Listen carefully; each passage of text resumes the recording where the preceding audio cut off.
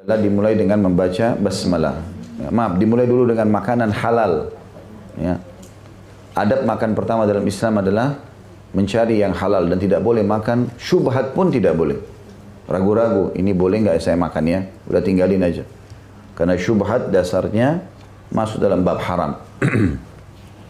Yang kedua membaca basmalah. Dan harus Bapak Ibu sekalian keluarkan suaranya. Walaupun kita sendiri, bismillah. Kita sendiri. Karena seringkali karena lezatnya makanan, ya, laparnya perut, kemudian hausnya tenggorokan, kita main ambil saja, masuk.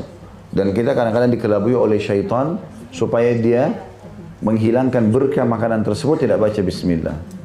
Sampai kata Nabi SAW dalam hadis yang sahih, siapa yang membaca bismillah pada saat mau makan atau minum di sini, ya, maka syaitan di sebelahnya akan mengecil seperti lalat, ya. Artinya tidak bisa lagi punya pengaruh dengan dia. Hanya dengan membaca bismillah. Dan bismillah ini setiap kali kita mulai perbuatan apapun, selama itu kebaikan, maka akan mendatangkan keberkahan. Sebagaimana sabda Nabi SAW, kullu amrin la yubda' bismillah fahuwa aqta'. Semua perkara yang tidak dimulai dengan bismillah maka terputus dari rahmat Allah. Mau buka pintu, mau pakai sepatu, mau pakai pakaian, apa saja, mau buka lemari, bismillah. Kalaupun ada syaitan di situ akan kecil dan tidak akan bisa mengganggu kita. Nah, maka ini harus ditradisikan, dibiasakan. Dan untuk supaya kita tidak lupa, sebutkan bismillah. Tidak usah teriak-teriak, tidak usah bismillah gitu kan. Tapi cukup kita saja, ya. Mau buka pintu bismillah, mau buka lemari bismillah, mau naik ranjang bismillah. Semuanya kita baca bismillah selama perbuatan itu baik. Ya, selama perbuatan itu baik.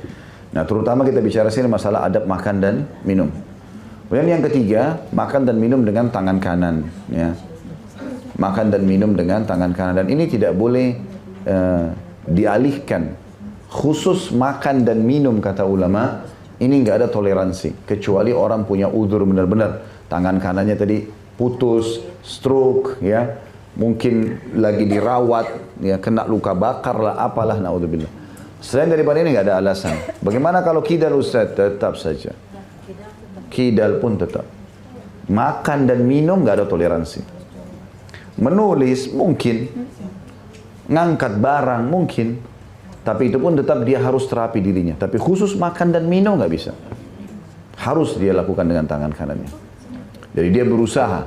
Subhanallah, saya pernah mempraktikkan dan melihat ke anak-anak saya tentang hadis ini.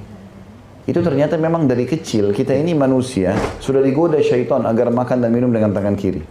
Setiap kali saya kasih makanan pasti ke tangan kanan, dia ke tangan kirinya. Dia selalu masukkan mau tangan kiri. Syaitan sudah goda dari kecil. Saya alihkan lagi, pindah ke tangan kanan. Kadang-kadang harus berulang-ulang kita ingatkan. Nanti mereka sudah mulai besar, sudah mulai remaja mungkin, baru mereka engah itu. Selama itu selalu diingatkan. Jadi syaitan sering mencari kesempatan untuk mencuri makanan itu. Hanya dengan makan dengan tangan kiri. Jadi subhanallah, jangan bilang, oh anak saya ini memang dasarnya kidal. Enggak. Biasakan, kasih ke tangan kanannya. Ingatkan, tangan kanannya nak, baca bismillah. Saya kalau sama anak saya bilang, baca bismillah, sudah abati. Enggak, abati belum dengar, saya bilang. Belum dengar, saya mau dengar. Biasakan, bismillah, bagus. Nggak apa-apa, biar mereka jadikan kebiasaan. Karena kalau tidak, hal-hal yang sepele begini saja tidak dikerjakan, maka hal yang besar juga lebih tidak dikerjakan nanti.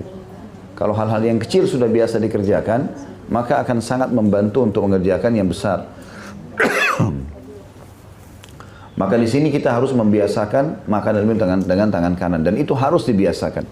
Harus kita berdoa kepada Allah Subhanahu Wa Taala agar dimudahkan ini. Dengan cara setiap mau makan, mau minum, ya Allah mudahkan agar saya tidak melupakan bismillah, kemudian tangan kanan, itu harus. Dan saling mengingatkan. Ingat, alasan kidal dalam makan dan minum tidak diterima. Pasti bisa, nggak mungkin.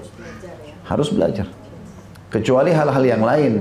Menulis dia sudah terbiasa, itu pun dia coba terapi. Apa susahnya dari sini kiri pindah ke kanan, dapat pahala. Apalagi kita pakai selama kita hidup. Gitu kan? Tidak ada sesuatu yang sulit. Nah, ini kadang-kadang maaf saya di majelis sering lihat begitu. Lagi asyik dengan pengajian, tangan kiri yang masuk, angkat minumnya, masuk makannya. Kenapa tidak pakai tangan kanan? Ya. Tentu ini bukan hardikan ya, tapi peringatan. Kalau sampai kepada kita, alhamdulillah, kita harus bersyukur kepada Allah SWT. Teman-teman harus hati-hati ya, syaitan juga sering masuk ke dalam kejiwaan manusia. untuk membuat dia menolak dakwah, itu dibuat sensitif untuk dakwah. Kalau untuk yang lain dia nggak sensitif, tapi kalau dakwah sensitif sekali. Ah ini orang sok tahu, wah masa sih sekeras itu. Syaitan buat begitu, tapi kalau bicara masalah bisnis, biar para bisnisnya orangnya kasar, nggak apa-apa bagi dia. Kan aneh.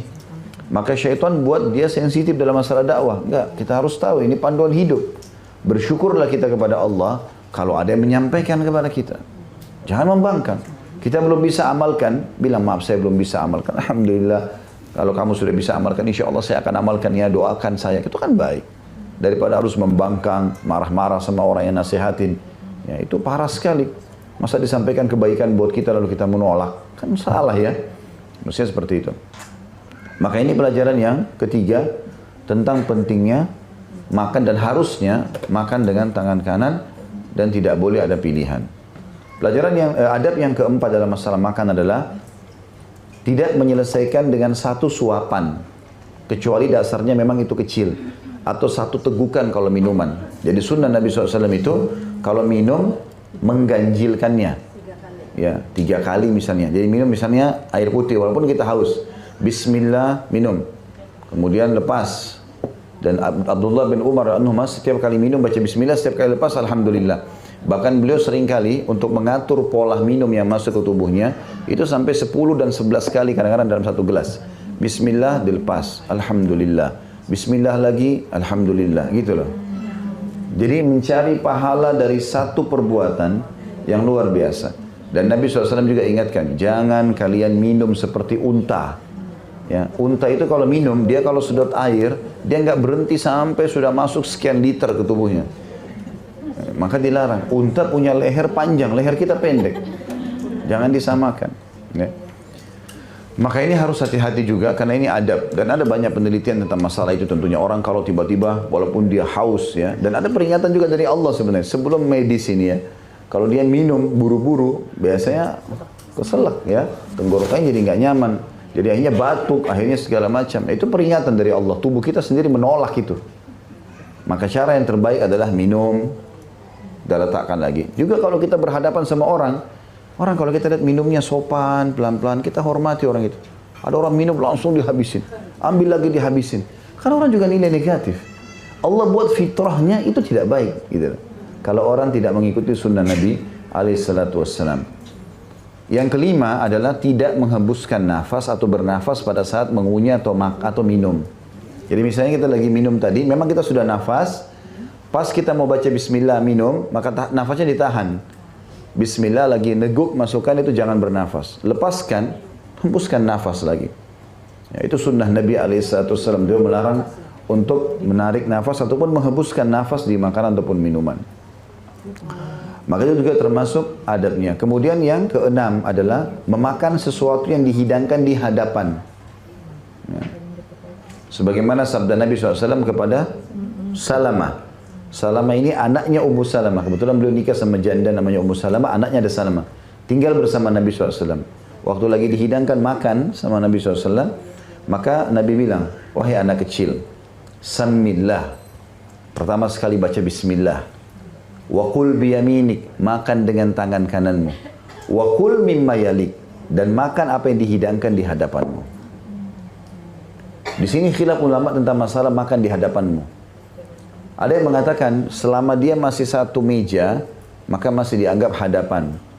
Dan meja itu ukuran memang untuk 1-2 orang makan. Ya. Tapi kalau meja itu dasarnya panjang, maka cukup yang kira-kira kita terjangkau. Karena kalau kita ambil di sini, ambil di sana, maka orang juga menilai tidak baik. Ya. Beda kita tidak bicara kalau prasmanan ya. Prasmanan memang ini khusus nasi, sana khusus untuk tempe, sana untuk daging, beda. Tapi yang dimaksud sini adalah biasalah kita bicara bukan untuk acara pesta, tapi kita bicara umumnya orang kalau bertamu.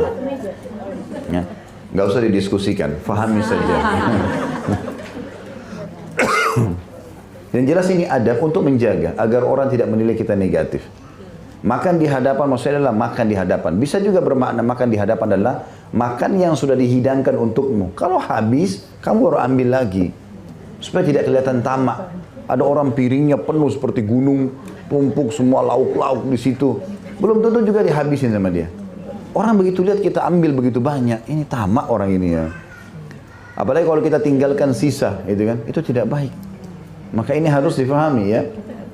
Maka ada adab-adab dan tata krama dalam masalah makanan ini. Jadi kita makan yang di hadapan kita, artinya makan yang dihidangkan, ataupun yang bisa terjangkau asal tidak berlebihan ya. Ini termasuk adabnya. Ini yang keenam, ya, yang keenam kan? Ya, adab yang ketujuh sekarang ya adalah menutup dengan alhamdulillah. Sebagian ulama menambahkan sebenarnya adab ketujuh ini ya tidak mengambil porsi orang lain. Ada yang memasukkan masalah itu, terutama kalau kita diundang orang ya. Kadang-kadang kan ibu bapak ibu sudah tahu kalau kita lagi diundang makan biasanya kan orang hitung tuh, oh tamunya 50. Maka dia sudah tahu 50 ini kurang lebih seperti inilah. Maka ada orang enggak sudah diatur telur potongannya satu-satu satu orang, diambil 3 lalu dipiring. Tempe memang untuk satu piring 2 potong, diambil 5 kan gitu. Maka ngambil porsi orang lain untuk apa? Karena dia pikir dirinya antri nomor 1, maka dia yang mengambil banyak. Fikirannya waswas syaitan, nanti kalau dia tidak ambil sekarang kehabisan. Padahal sebenarnya Nabi SAW ingatkan kepada kita tentang masalah makan ini. Kata Nabi SAW, wahai anak Adam, wahai manusia kita dipanggil, makanlah sesuatu yang cukup membuat tulang belakangmu bisa tegak. Artinya jangan makan terlalu banyak, gitu loh. Makan silakan kalaupun suka. Sehingga ini nanti orang kalau makan terlalu banyak berlebihan juga, dalam arti kata nanti orang menilai negatif, apalagi kalau di depan orang ya. Ini sendiri saja adab-adab ini kita terapkan, apalagi kalau depan orang gitu ya. Maka ini harus digarisbawahi juga adab yang ketujuh di sini, tidak mengambil porsi orang lain ya.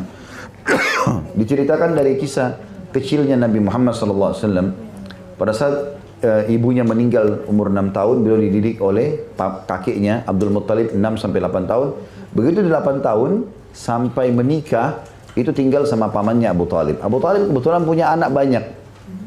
Dan apa yang ada hari itu, dan Abu Talib terkenal bukan orang yang kaya, dia punya pendapatan yang pas-pasan. Jadi kalau istrinya lagi masak makanan di nampan untuk anak-anaknya, dihidangkan, anaknya pada berebut. Ya, takut kehabisan gitu ya. Maka mereka pada berebut. Nabi SAW sendiri mojok, nggak pernah ambil. Ditunggu kalau ada sisa, baru beliau makan. Padahal kadang-kadang dikatakan dalam buku-buku sejarah, kadang-kadang Nabi SAW lapar sampai 2-3 hari. Setelah Abu Talib tahu, Abu Talib bilang sama istrinya, khusus Muhammad sendirikan porsinya. Dia tidak berebut sama orang-orang ini. Jadi kita tidak perlu berebut makanan sama orang lain. Gitu kan. Kuasa Allah Subhanahu Wa Taala teman-teman sekalian. Kita minum 1 gelas air cukup seharian walaupun kita masih haus. Kuasa Allah SWT. 1 gelas air itu, kata sebagian ulama, sudah cukup untuk 1 hari. Walaupun kita butuh berapa liter air ya. Tapi kalau untuk cukupnya, dalam keadaan darurat, 1 gelas air cukup. Makan juga, itu 1 potongan roti cukup. Sebenarnya begitu. Walaupun kadang-kadang masih lapar, tapi kita bicara cukup atau tidaknya. Kalau lagi banyak porsinya nggak ada masalah. Tapi kalau enggak, artinya sampai akhirnya porsi itu memang sudah kehabisan makanan, kita harus paham ternyata tubuh kita cuma butuhkan seperti ini dan itu. Ya. Dan seterusnya. Maka ini harus difahami. Yang ke-8 terakhir adalah menutup dengan alhamdulillah, bersyukur kepada Allah Subhanahu Wa Taala. 7 tadi itu tidak mengambil porsi orang lain. Ohnya panjang sekali. Baik. Di sini teman-teman sekalian, masalah alhamdulillah ini bukan cuma alhamdulillah saja ya, tapi ada hadis Nabi SAW yang mulia. Siapa yang selesai makan membaca alhamdulillahilladzi at'amanihi wa razaqanihi min ghairi haulin minni wala quwwah, ya, ghufira lahu ma taqaddama min dzambi. Jadi sebelum saya terjemahkan, saya bilang kadang-kadang kalau lagi makan sama beberapa ikhwah, sama-sama selesai makan, saya bilang mau nggak? Sudah kenyang perutnya, dapat pengampunan dosa juga. Mau Ustaz? Baik, dengarkan hadisnya. Itu hadis tadi. Kata Nabi SAW, siapa yang makan dan selesai makan, lalu dia baca segala puji bagi Allah, alhamdulillah, alladzi at'amanihi, yang telah menjadikan ini sebagai makananku, ya, atau memberiku makan makanan ini, wa razaqanihi, dan menjadikannya rezeki untukku, min ghairi haulin minni wala quwwah, tanpa ada daya dan kekuatan dariku. Seperti la haula wala quwwata illa billah ya. Maka Nabi bilang diampuni dosa-dosanya yang lalu. Kita 1 hari berapa kali makan? Apalagi ibu-ibu cemilannya Masya Allah. Apa ruginya? sudah makan, kuenya enak, diampuni dosanya, coba. Kan mudah sekali. Makanya tadi waktu saya sebutkan ini pasti syaitan bilang, kayaknya susah dihafal. Padahal sebenarnya tidak. Kalau diulang, kalau difahami enggak. Makanya tadi saya terjemahkan, Alhamdulillah, tahu kan? Baik. Segala puji bagi Allah. Alhamdulillah alladzi yang ya at'amanihi. Dalam riwayat lain kalau mungkin mau lebih mudah, riwayat lain mengatakan alhamdulillahilladzi at'amana wa razaqana. Alhamdulillahilladzi at'amana. Alhamdulillahilladzi at'amana wa razaqana min ghairi haulin minna wala quwwah. Jadi bisa diganti hi dengan na, ya. Kalau memang yang dianggap hi-nya ini lebih berat, susah misalnya. Kan dibilang alhamdulillahilladzi at'amanihi wa razaqanihi min ghairi haulin minni wala quwwah. Bisa diganti alhamdulillahilladzi at'amana wa razaqana min ghairi haulin minna wala quwwah. Seperti itulah, ya. Tapi ini doa setengah baris gitu, bukan satu baris. Cuma syaitan sering membuat kalau sesuatu yang baru kayaknya kita malas, ya. Padahal sebenarnya ini pengampunan dosa. Kalau kita ulangi sehari kita makan 10 kali dengan cemil-cemilannya misalnya, maka 10 kali kita ulangi, hafal dengan sendirinya nanti. Alhamdulillahilladzi at'amanihi wa razaqanihi min ghairi haulin minni wala quwwah, ya. Banyak tulisan-tulisan itu banyak. Kalau mau dibaca banyak di buku-buku doa segala macam, di Google itu doa itu masyhur. Bahkan saya yakin sudah banyak ditulis doa ini, sudah tinggal diambil saja, ya. Di Google itu dalam bentuk kayak gambar, ya, segala macam itu bisa dipasang di profil kita. Maka mengajarkan orang tentang masalah doa itu. Karena doa ini penting, harus disosialisasikan. Karena doa ini habis makan kenyang, habis minum juga sudah hilang dahaganya, diampuni dosanya. Kan bermanfaat sekali, ya.